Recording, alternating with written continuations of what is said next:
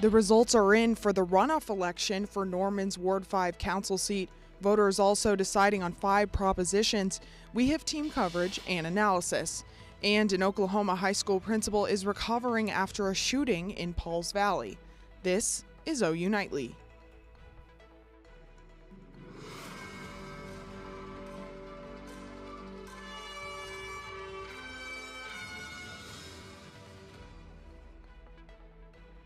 OU Nightly, I'm Michael Thompson. And I'm Abby Hollinsworth. Votes have been counted for the runoff Ward 5 council seat race and the 5 propositions for the city. The results came after a hotly contested runoff election that produced the tightest race overall last night. OU Nightly's Andrew Paredes is live at City Hall and leads off our team coverage tonight. Andrew? Guys, we now know who will be filling that Ward 5 council member seat right behind me here in City Council chambers. Trey Kirby winning his election last night, 53% to 46. Today, I got the chance to sit down with him and talk about what he wants his first 30 days in office to look like. It's an exclusive interview you'll only see tonight on OU Nightly. Shocked and still shocked, really appreciative and thankful. That's the feeling from Ward 5 Councilmember-elect Trey Kirby after winning last night's runoff election against opponent Diana Hutzel. In his first 30 days in office, Kirby says he wants to implement offsets, a rule that would prohibit big buildings like power plants from being built too close to residential areas. Make it to where they have to be 750 feet or 1,500 feet away from an existing home if they're going to set up in the middle, in the Ward 5. Kirby hopes these offsets can apply to other industrial buildings that are becoming common in rural areas. But it could be for AI data centers, it could be for windmills, because some of them windmills are 400 to 700 foot tall, and you don't want that right next to your house. Kirby says these rules are about protecting Ward 5 residents from eminent domain expansion. You have this right on your property that you've spent the last 30 years building a life and planning on retiring, and now your view of a pasture is a view of a huge 30 foot, 40 foot tall structure that's noisy. Kirby also addressing another hot topic in Ward 5, the Turnpike. I will always represent the people against the Turnpike. There's not going to be no deals like that. He hopes to be a new voice for Ward 5, a voice that's always listening. Vote for me. If you have a question or a concern, I want you to call me because I'm here to represent everybody. I'm going to listen to the people that put me here, not the people who just want to build here. And as he gears up for service, his message to Ward 5 residents: just hold on for the ride because we got a long way to go. Now, next steps are looking like Kirby getting sworn in April 14th. And he also says he plans on running in November. He tells me, quote, "I will run as long as they ask me to," they being Ward 5 residents. Now, another big moment from last night's election, voters giving the thumbs up to Proposition 5, providing funding for a new permanent homeless shelter in Norman. Continuing our team coverage, OU Nightly's Bryn Mead is live at the site of where that homeless shelter is now one step closer to being built. Bryn? Andrew, that shelter is expected to be built here right behind me in East Norman.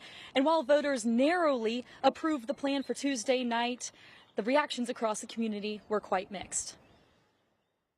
Proposition 5 passed with just over 54% of the vote, approving an $8 million bond to build a permanent homeless shelter.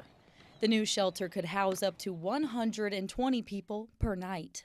That we've just basically been having Band-Aid solutions to this issue in our city for a number of years, and that now we'll have the opportunity to have a permanent location. This is where it's going to be. While city leaders believe this is the best case scenario for the unhoused community in Norman, nearby residents like Patrick Smith have some doubts. Because I'm not for the homeless shelter being built.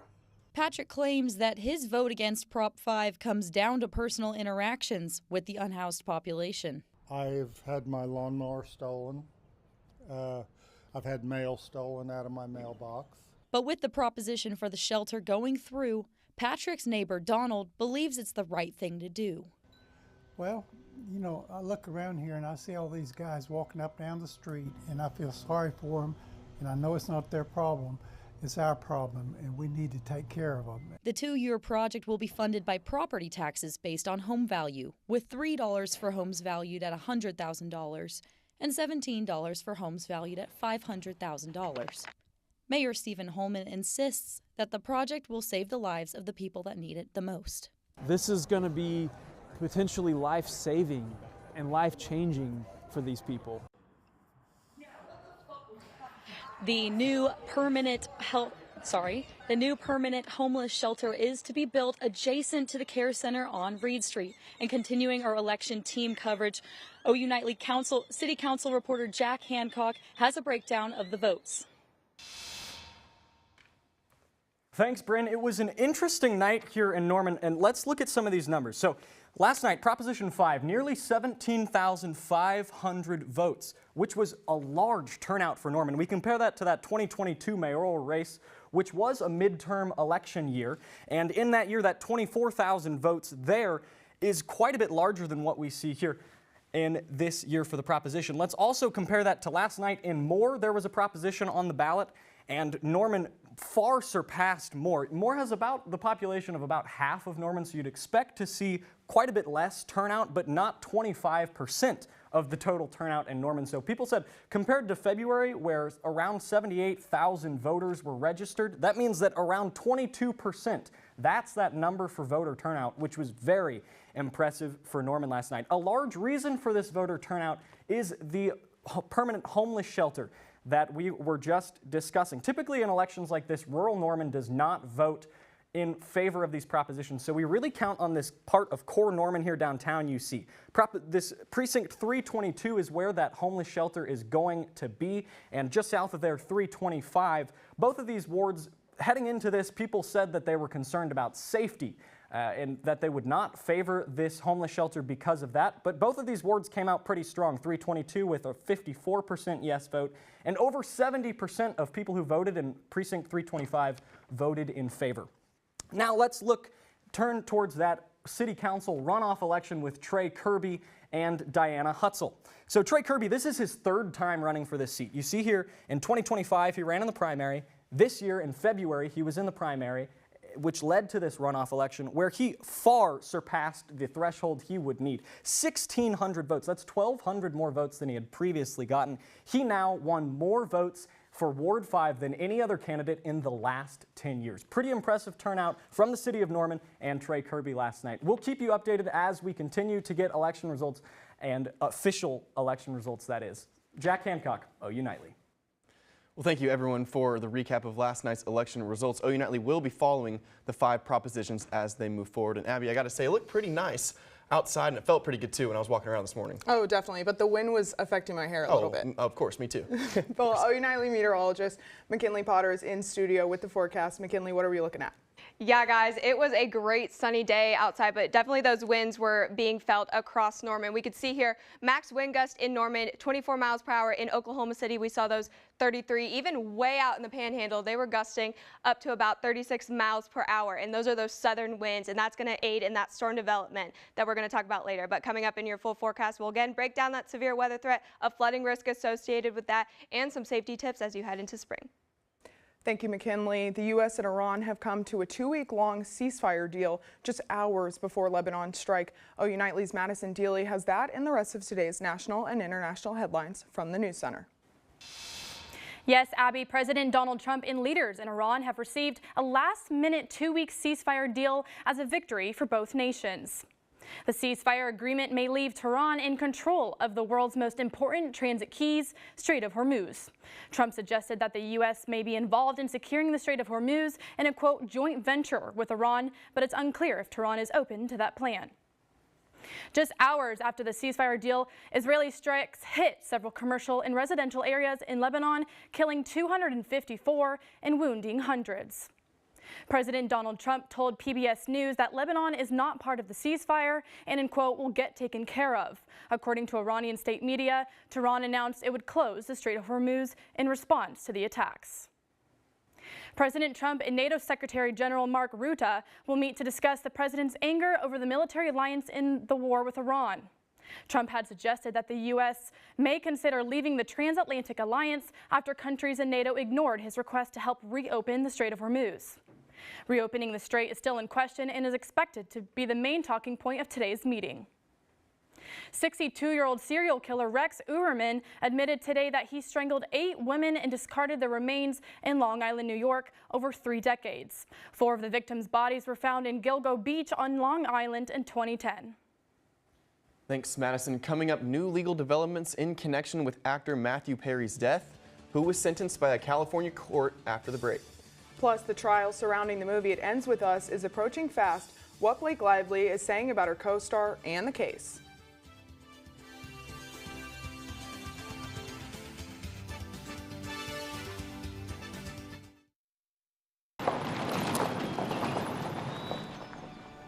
You need some help? Your tow chains are a little loose. Could spark a wildfire. I could show you how to secure them properly if you'd like. Sure. Thanks a lot. Anytime. You should check out SmokeyBear.com. They've got a bunch of tips on wildfire prevention. Only you can prevent wildfires. Be right there. Wait. Use the shovel and bucket of water, remember? Drown, stir, drown, feel. Then make sure it's cool. Where'd you learn that? SmokeyBear.com. Brushed up on some tips before we left. Don't want to start a wildfire, right? Only you can prevent wildfires.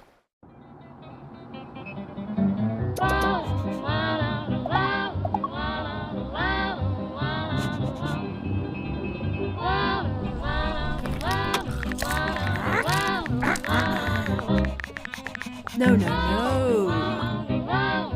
Turn it down. Turn it off.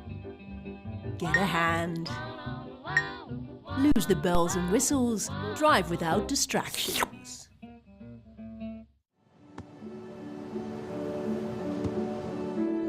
I don't remember how it started.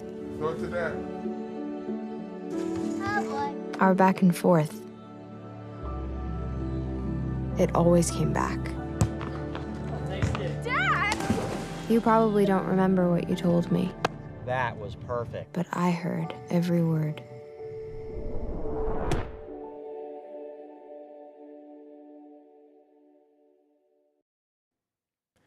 After 2 years, a celebrity's tragic death finally sees justice. Gracie Steinbrink has who is being held responsible in today's entertainment report. Michael, a woman who supplied ketamine to actor Matthew Perry, is being sentenced to 15 years in prison for her connection to his death. Jasveen Sangha pled guilty to multiple federal charges. Prosecutors say she ran a drug operation from her home, targeting wealthy clients like Matthew Perry. Perry was found dead in his hot tub nearly 2 years ago. Medical examiners say the cause was ketamine overdose and drowning. The trial between actors Blake Lively and Justin Baldoni nears, and tensions are high.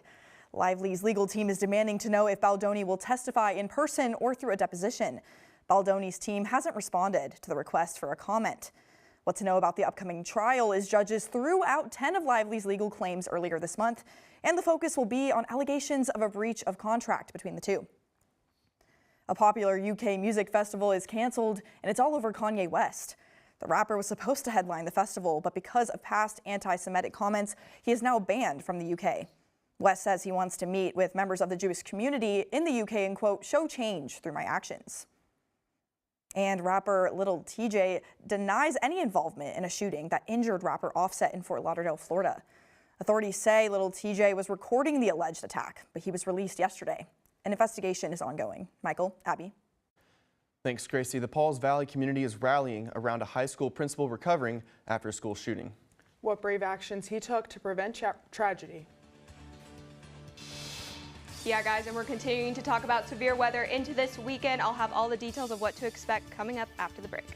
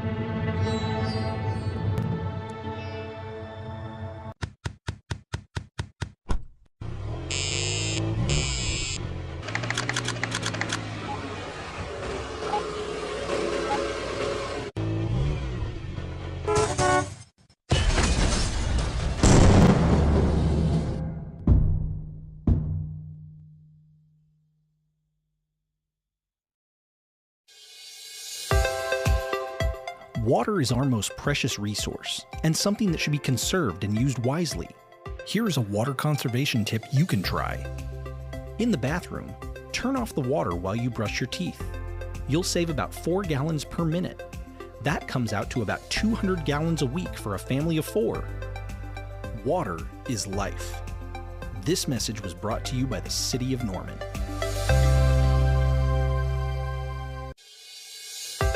Water is our most precious resource and something that should be conserved and used wisely.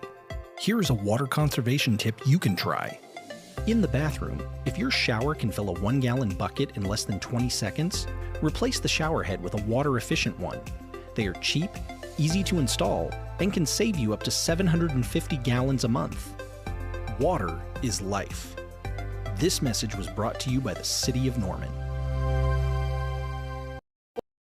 OU Nightly, and thank you for joining us here on this Wednesday. Now, it was a great day outside. We saw temperatures in the mid-70s, and that is reflected across the metro. We could see 76 up in Kingfisher, Guthrie, 74 in Oklahoma City, and that's pretty much the same situation statewide. We even see out in the Panhandle, they're up to 83 degrees, and it is a great day. It is a little bit windy outside, but this great weather won't last for long. We're tracking rain chances as we progress into this weekend. We could see 20% on Friday for Norman, 30 as we head into Saturday, but then Sunday is when we're going to see our highest rain chances and our severe weather threat. For right now, the Storm Prediction Center has issued a slight risk for the Norman area and much of the central part of the state. And heading into Monday, we see that very same situation as well, mainly shifting eastward into Tulsa and Miami. Now, keep in mind, this is still a couple days out, so a lot of data is still coming in, and we are going to keep you updated with all that as we get it. Now, timing-wise, what does that look like? This is Friday. We do start seeing some storms develop in the northern part of the state. These are mainly going to stay north of that I-40 corridor,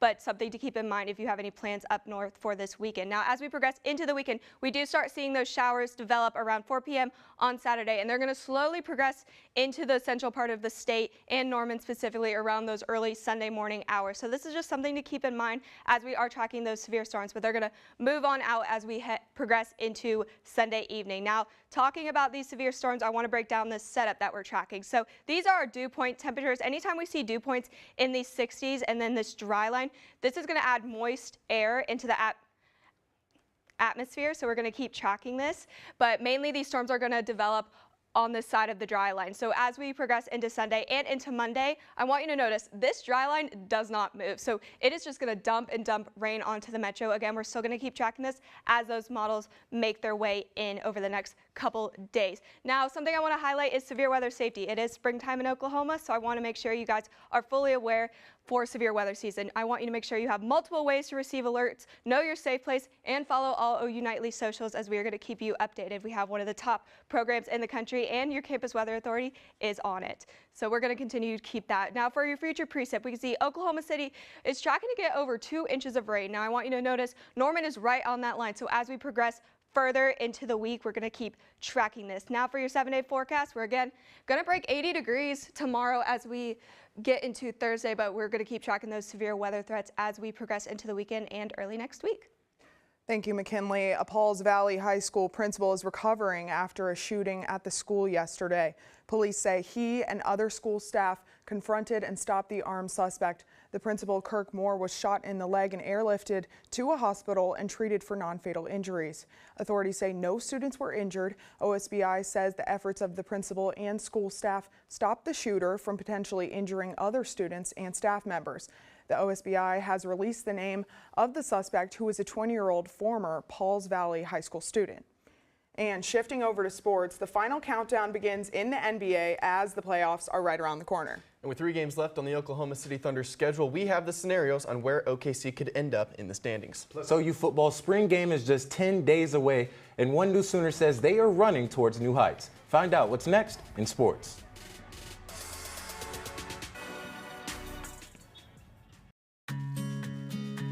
Winter is upon us, and every Oklahoman knows that that means unpredictable freezing temperatures. One of the main concerns with freezing temperatures is the damage they can cause to your home or business should they cause your water pipes to freeze over. Older homes, especially those without proper insulation or that have basements or crawl spaces with exposed pipes, are particularly susceptible to this. Here is Rachel Croft, City of Norman Water Treatment Plant Manager, to show you the proper steps you can take to prevent your pipes from freezing. The good news is you don't need to run a whole lot of water in order to combat freezing from your pipes. Here's how you do it.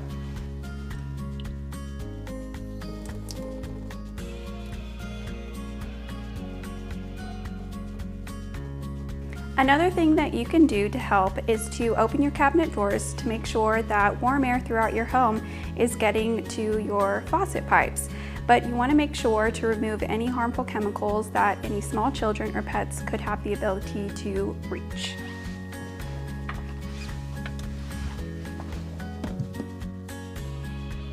Following these steps can help save money on your water bill and help to conserve Norman's water supply.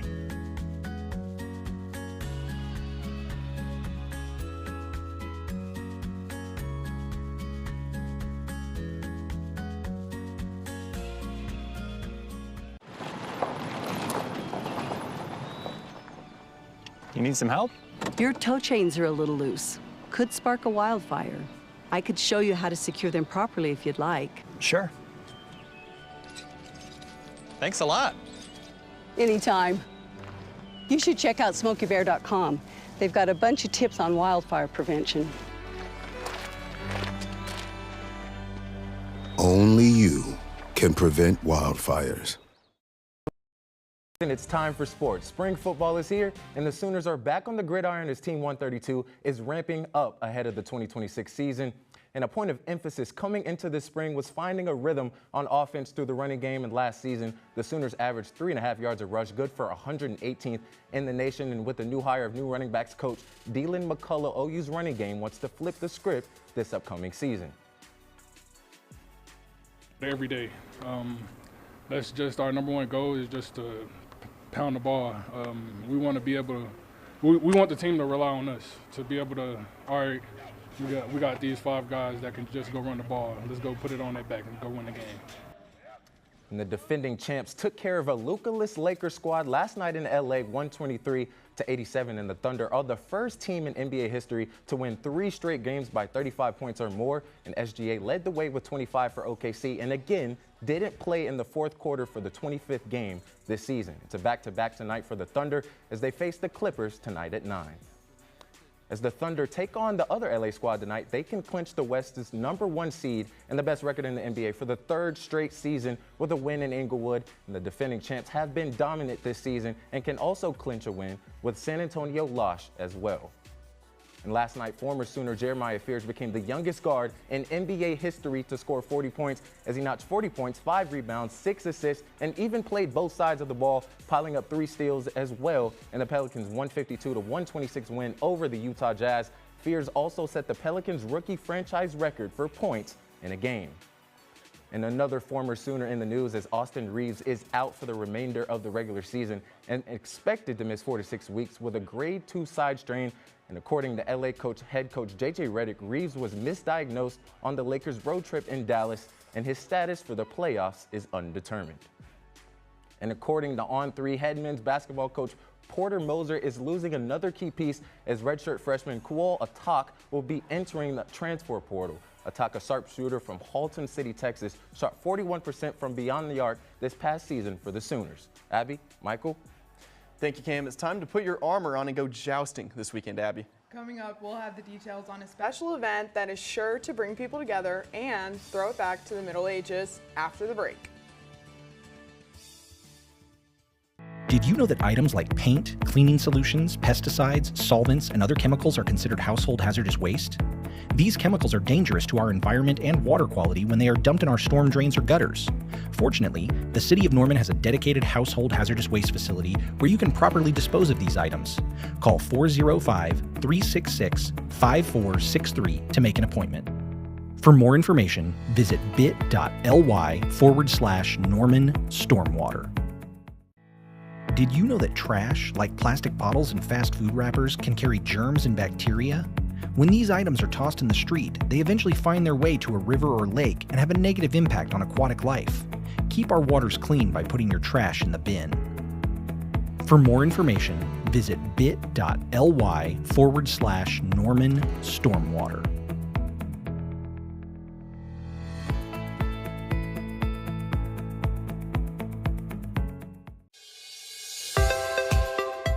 Water is our most precious resource and something that should be conserved and used wisely.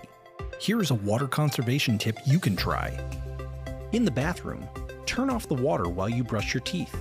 You'll save about 4 gallons per minute. That comes out to about 200 gallons a week for a family of 4. Water is life. This message was brought to you by the City of Norman.